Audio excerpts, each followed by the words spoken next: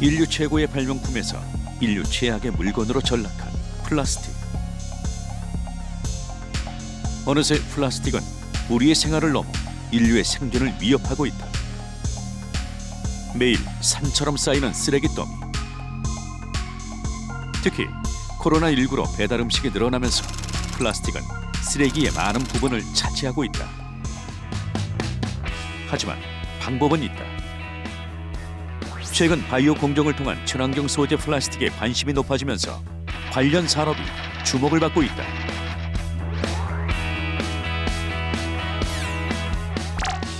글로벌 시장 조사 기관 그랜드뷰 리서치에 따르면 세계 바이오 플라스틱 시장 규모는 2016년 약 1조 4천억 원에서 2019년 10조 1천억 원으로 급성장했으며 2027년에는 무려 약 32조 원의 시장으로 커질 것이라 전망했다. 특히 세계 각국이 플라스틱 폐기물에 대해 세금을 부과하기로 결정하면서 친환경 바이오 플라스틱 시장은 더욱 활성화될 것으로 예측되고 있다. 국내 산업계 역시 이 같은 변화에 발맞추고 있는 상황. 여기 혁신 기술로 창업한 바이오 소재 전문 기업이 있다.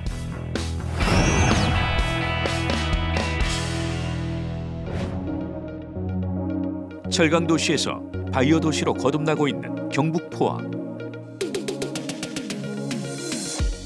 이곳에 자리 잡은 오늘의 기업.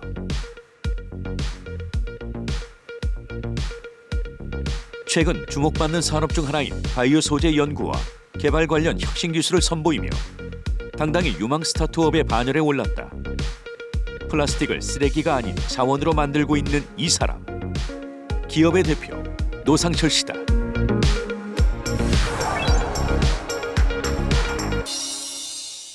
저희 회사는 버려지는 폐자원을 이용해가지고 첨단 신소재를 만들어서요.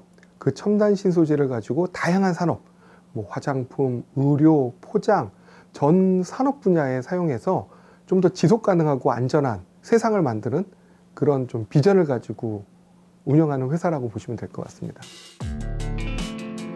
대학에서 환경공학과 연구 교수로 재직하던 노상철 대표가 스타트업을 창업한 지 올해로 5년째. 그는 장장 3년간의 연구 개발 기간을 거친 후 본격적인 신소재 제품화에 나섰다. 신소재도 신약처럼 상품화까지 가기에는 굉장히 오랜 시간이 걸리는, 왜냐하면 새로운 소재는 처음에는 소재를 개발을 합니다. 그럼 이제 소재를 개발을 하고 특성들을 파악하고 이제 그 소재를 가지고 어디다 쓸까 이제 용도 발굴들을 하게 되거든요. 결국 그 과정들이 실은 짧은 시간이 걸리는 것이 아니라 좀 긴 시간이 걸리는 것도 있고요.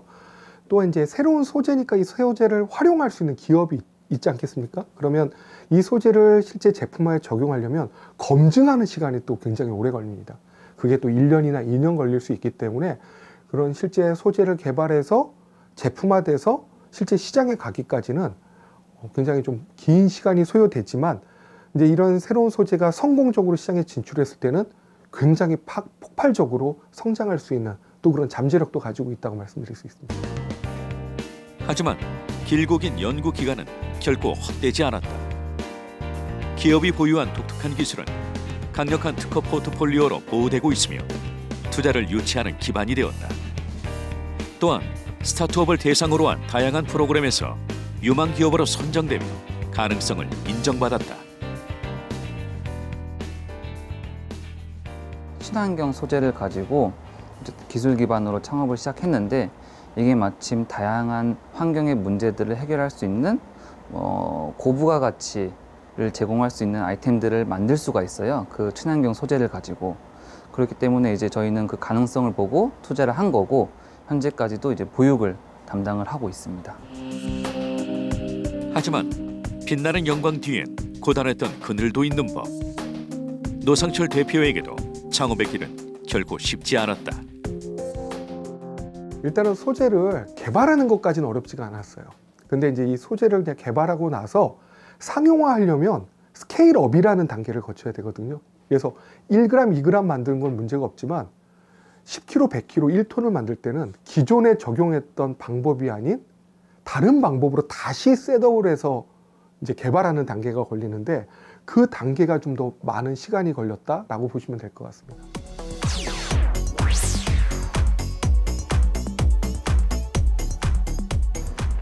창업 기업의 크고 작은 어려움을 해결해주기 위해 마련된 창업진흥원.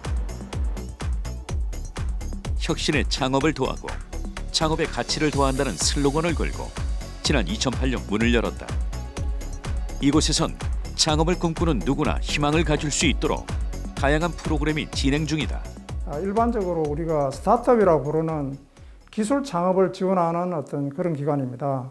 창업을 하고 싶어하는 예비 창업자를 발굴을 하고 그 창업자들한테 사업화 자금도 지원을 하고 교육도 시켜드리고 멘토링도 해드리고 창업 공간도 지원하고 나아가서는 글로벌 사업까지 지원해주면서 창업에 그러니까 전 주기를 A에서부터 Z까지 창업의 모든 것을 지원해주는 중기부 산하 기관이다, 이렇게 이해를 하시면 되겠습니다.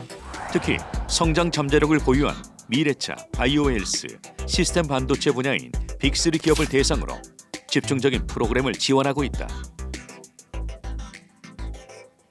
이 분야의 혁신 기술이 우리 경제를 이끌어갈 것이라 믿기 때문이다. 보통 이제 창업 지원이라고 하면은 예비, 초기, 도약, 이거는 뭐냐면 이제 예비자에 뽑아가지고 발전 단계별로, 성장 단계별로 이제 저희가 개별 기업에 대해서 자금 지원을 하고 창업 지원을 해주는 게 일반 패턴이었는데, 전략적인 비중이 큰 산업은 육성하기가 어렵지 않습니까? 사업 기간도 상당히 길고 돈도 많이 소요되기 때문에 이 부분은 이제 산업 분야를 정해가지고 대기업과 스타트업이 같이 결합을 하면서 이제 정부가 중점적으로 지원해주는 창업 생태계 형태의 지원 방향, 그러니까 전략 방향을 정하고 그걸 하나의 산업 생태계로 만들어가지고, 그러니까 시스템 반도체 생태계, 그 바이오 헬스 생태계, 미래차 생태계, 이렇게 해가지고 대기업, 스타트업, 정부가 이렇게 종합 지원하는 생태계 지원 방식으로 지원한다, 이렇게 이해하시면 되겠습니다. 꿈은 희망을 버리지 않는 사람에게 주어진 선물이다.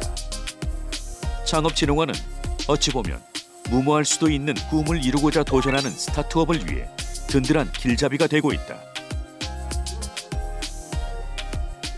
오늘의 기업 역시 창업진흥원이 주최한 2020년 빅3 혁신성장 지원 기업으로 선정되면서 탁월한 기술성과 혁신성을 인정받았고,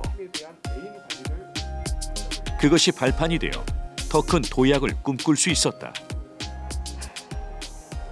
우리나라는 정말 창업에 대한 교육 프로그램, 초기 창업, 예비 창업, 그다음에 이제 성장할 수 있는 프로그램이 너무 잘 되어 있어서 저희는 이제 그 프로그램에 따라가면 제가 필요로 하는 것들을 쉽게 접할 수 있고, 또 앞서 갔던 그런 선배 기업들의 모습들이 그런 창업진흥원이나 창조경제혁신센터라든지 창업보육센터에서 이제 선배 기업들이 성장하는 모습들을 보면서 제가 좀 더 시행착오를 덜 하면서 창업의 프로세스를 밟아갈 수 있었거든요. 그렇기 때문에 저는 그런 창업진흥원이나 다양한 기관에서의 지원 프로그램들이 제가 창업하는 데 굉장히 도움이 됐고 지금도 굉장히 큰 도움이 되고 있습니다. 누군가의 첫걸음을 응원하고 동행하는 것만큼 가치 있는 일이 또 있을까? 오늘의 기업 역시 스타트업을 위한 다양한 지원 덕분에 혁신 기술을 만들어냈다. 그렇다면 K컴퍼니의 혁신 기술은 뭘까? 최근 주목받고 있는 신소재인 나노셀룰로스. 오늘의 기업은 나노바이오 기술을 활용해 독성이 없고 생분해 가능한 나노셀룰로스 소재를 만들어냈다. 나노셀룰로스는 우선 셀룰로스는 자연계에서 가장 풍부한 고분자고요. 이런 나노셀룰로스는 그 원소재에서 섬유를 바인딩하고 있는 리그닌이나 헤미셀룰로스를 제거를 해서 머리카락 두께보다 한 10만 분의 1보다 더 나누어진 그런 크기의 섬유를 말합니다. 기존 펄프뿐만 아니라 폐자원인 완결을 사용을 해서 더욱 친환경적으로 나노셀룰로스를 제조하기 위해 노력하고 있습니다. 강철보다 단단하면서 변화가 자유로운 나노셀룰로스는 자연에서 생분해가 가능한 친환경 첨단 소재로 미용, 의료, 스포츠 등 다양한 분야에서 주목받고 있다. 산업계에 따르면 세계 나노셀룰로스 시장은 2020년 1조 원에서 2025년 2조 5천억 원으로 불어나고 2030년 6조 원 규모로 크게 확대될 것이라 전망하고 있다. 저희의 강점은 굉장히 고순도이고 스페셜티 제품이라고 해서 식품이나 의료나 다양한 바이오에 사용할 수 있을 만한 순도와 품질을 가지고 있는 굉장히 높은 수준의 나노셀룰로즈를 제조할 수 있는 기술과 역량을 가지고 있다 말씀드릴 수 있을 것 같습니다. 오늘의 기업은 버려진 왕겨에 주목했다. 왕겨에서 추출한 나노셀룰로스는 생체 적합성이 우수하고 독성이 없으며 생분해가 가능하다. 실제 기업이 개발한 바이오 소재는 생물학적 안전성 시험과 환경 독성 시험을 거쳐 의약외품과 의료기기 소재로도 적합한 소재라는 결과를 받았다. 오늘의 기업은 여기서 멈추지 않았다. 연구 개발의 바이오 소재로 환경에 도움이 되는 다양한 제품을 만드는 데 주력했다. 그중 하나가 식품을 담고 보관할 수 있는 포장재다.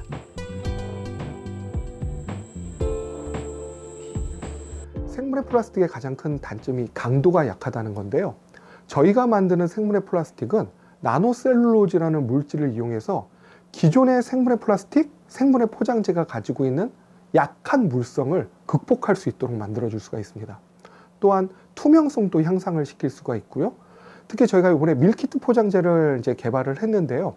식품 포장재나 밀키트 포장재는 식품을 오랫동안 유지해야 되기 때문에 차단성, 즉 산소를 차단하거나 아니면 선도를 유지하는 그런 기능성이 필요한데, 기존의 생분해 포장재나 이런 제품들이 가지고 있지 않았던 새로운 기능들을 부여할 수 있기 때문에 좀 더 강하고 그러면서 가볍고 더 다양한 기능을 가지는 좀 새로운 개념의 생분해 포장재, 이렇게 말씀드릴 수가 있을 것 같습니다.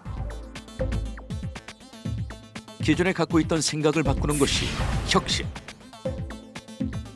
연간 990톤에 달하는 밀키트 포장재용 플라스틱 비닐을 K컴퍼니의 바이오 소재로만 바꿔도 플라스틱 사용량을 연간 198톤으로 줄일 수 있다.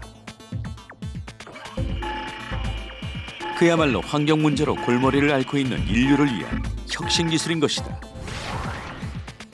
또한 이런 변화는 30년산 소나무 수 18헥타르의 온실가스 감축 효과도 가져올 수 있다.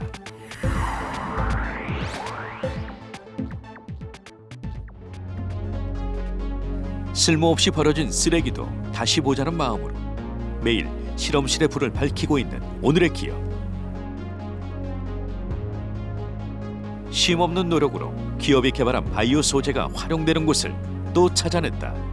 과연 어디에 사용될까? 나노셀룰로스를 이용해서 이제 배양육이라는 이제 배양을 해서 만드는 고기가 있는데, 그 고기가 들어가려면은 근육 세포들이 들어가야 되거든요. 그 세포들이 들어갈 수 있는 즙을 만들어주는 중에 있습니다. 지금은 저희가 고기를 모두 다 도축을 해서 먹지만 앞으로 미래에는 이것들 모두 배양을 해서 먹는 시기가 올 건데, 그때 사용될 배양육을 만들어야 되는데 그 배양육을 만드는 데 사용되고 있습니다. 배양육은 살아있는 동물로부터 채취한 세포를 실험실에서 배양해 만들어낸 인공 고기를 말한다. 기업의 바이오 소재는 식감이 떨어진다는 기존의 배양육의 단점도 해결할 수 있다.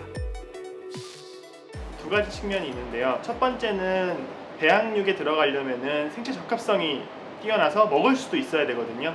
나노셀룰로스가 매우 생체 친화적이기 때문에 먹을 수 있는 재료를 활용할 수 있고요.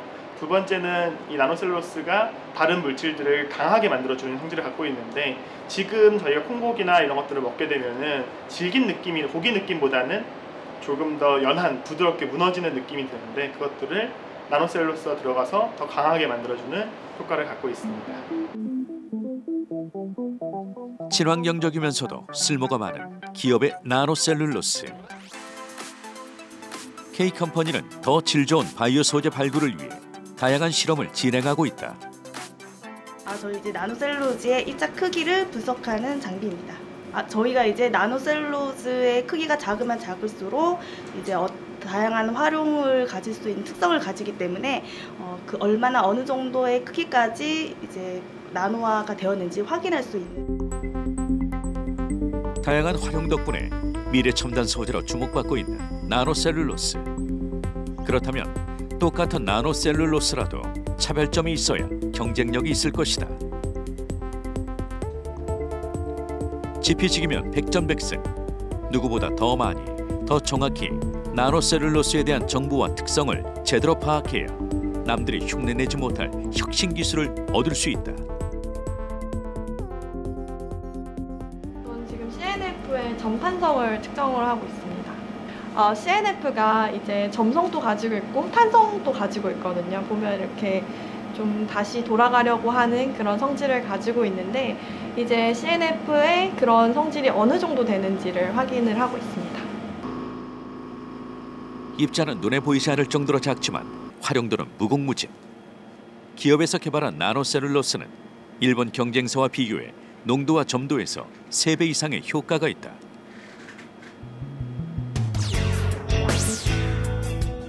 기업의 바이오 소재가 제품으로 만들어지기 위해 반드시 거쳐야 할 것. 혁신 기술을 통해 얻어진 바이오 소재가 정해진 용도에 맞춰 형태가 완성된다. 외부의 작용에 따라 변화가 자유롭기에 가능한 일이다. 여러 가지 제품들을 판매하고 있는데 이제 고객사의 요구에 맞춰서 저희는 이제 전달받은 대로 이제 제품에 맞게 이제 생산하고 또 저희가 판매하기 위해서 이제 이렇게 여기서 포장까지 다 담당하고 있는 공장입니다. 여기서는 이제 최대한 이제 그 고객사의 요구에 맞춰서 포장 규격도 다 다를 거고 아니면은 이제 뭐 어떤 제품 어떤 부분이 첨가돼야 된다 뭐 이런 부분들을 다 여기서 이제 친환경 플라스틱에서 배양육의 첨가제로까지 사용되는 바이오 소재. 최근 기업은 나노셀룰로스가 화장품의 발림성을 개선하는 중점제로도 활용될 수 있다고 밝혔다.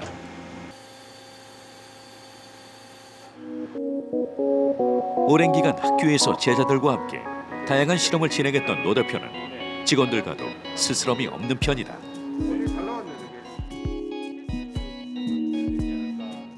그럼 우리가 지금 이거 가지고 몇 패스 정도 가야 네. 되게 균일하게 만들어진다고 생각을 해? 최소한 3패스 이상은 가야 되지 않을까. 일단 재현성이 좀, 균일성이 좀 확보가 될 것 같습니다. 식으면 더 좀 투명하게 가지. 네. 그렇지. 식으면서 지금 뭐 김 때문에, 열 때문에 지금 불투명한 상태예요. 되게 잘 만들어진 것 같아. 아까 우리 네. 처음 보던 거에 비해 가지고 네. 상당히 다르게 나타내는 것 같아서 미국 쪽으로 이거 판매하려고 지금 준비하고 있기 때문에 미국 같은 경우에는 배송이나 이런 부분들에 있어서 거기 규격에 맞춰 가야 되거든. 격이 없는 소통이 반짝이는 아이디어를 불러오는 것일까? 기업은 요즘 새로운 바이오 소재를 개발 중이다. 방부제를 쓰지 않는 셀룰로즈 제품을 저희가 개발을 하고 있는데 이제 제품의 안전성을 위해서 멸균 처리를 하고 있습니다. 그래서 그 멸균된 그 상태가 얼마만큼 유지가 되고 안전한지를 확인하는 미생물 실험실 공간입니다. 방부제를 쓰지 않는다는 건 썩어 없어지는 제품을 만든다는 것. 하지만 사용하는 동안에는 내용물도 잘 보존돼야 한다. 그래서 찾은 방법이 멸균 처리다.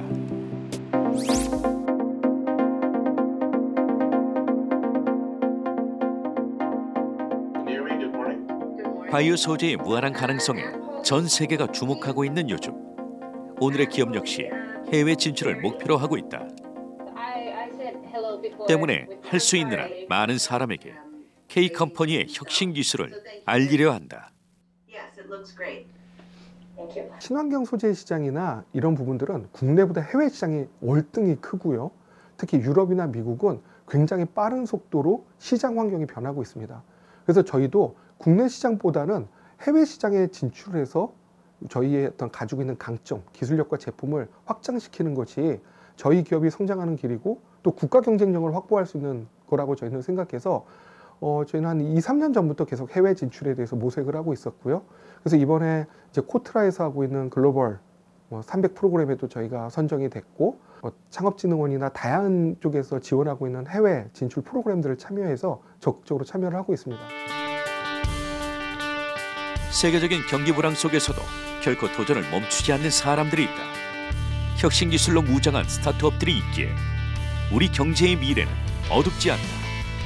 빅3 분야에 참여하시는 창업기업가들은 단지 내가 이 분야에 하나의 기업을 키워서 이렇게 성장하겠다 이걸 떠나서 미래의 산업 기둥을 만들어 나간다는 자부심을 가지고 긍지를 가지고 세계를 향해서 이거는 나갈 수밖에 없고 지금 얼마나 치열합니까? 시스템 반도체나 바이오 헬스나 미래차라는 게 대기업조차도 사실 다 뛰어들어가지고 글로벌 대기업들도 경쟁하는 분야인데 여기에 스타트업들이 자기의 어떤 정신의 힘을 기울여가지고 자기를 한번 투자해 보시고 저희 창업진흥원에서도 모든 어떤 그 노력을 경주할 뿐만 아니라 혁신 창업실을 별도로 만들어가지고 사실 이 분야에 우리가 아주 우수 인력을 배치를 하고 거기서 이제 모든 정신전력 지원을 할 테니까 힘내서 많이 참여해 주시기 바랍니다. 창업기업 파이팅! 혁신기업 파이팅! 빅3 파이팅! 용감하다는 건 두려움이 없다는 게 아니라 그것을 통달하는 것이다. 쓰러지기보다는 일어나기를 한 번 더 하는 것이다.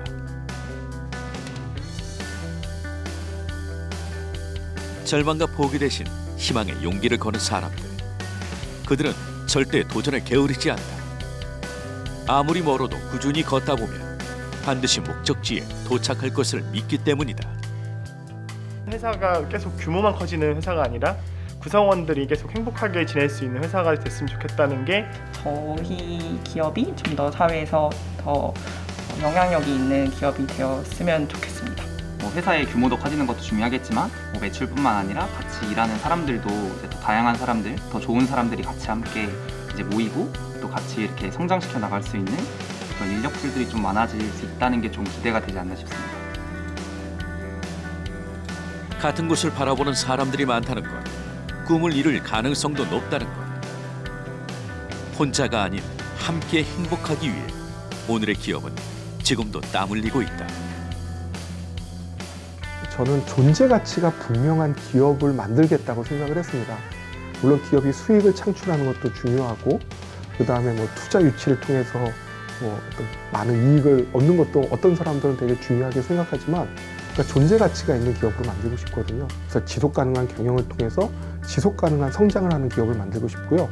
우리 소재로 우리의 미래 세대들이 좀 더 안전하고 또 우리 지구 환경이 좀 더 좋아질 수 있다면 그거 자체만으로도 우리 회사의 그런 당위성, 존재 당위성은 분명하다고 생각을 해서 그런 한마디로 말씀드리면 지속 가능한 미래를 위해서 지속 가능한 성장을 하는 지속 가능한 기업이 되고 싶다는 것이 저의 궁극적인 목적이라고 말씀드릴 수 있습니다. 봄꽃들이 더 아름다운 건 혹독한 추위를 이겨냈기 때문. 여러 가지 악조건 속에서도 혁신 기술로 새로운 가능성을 찾고 있는 스타트업. 그들의 열정에 박수를 보낸다.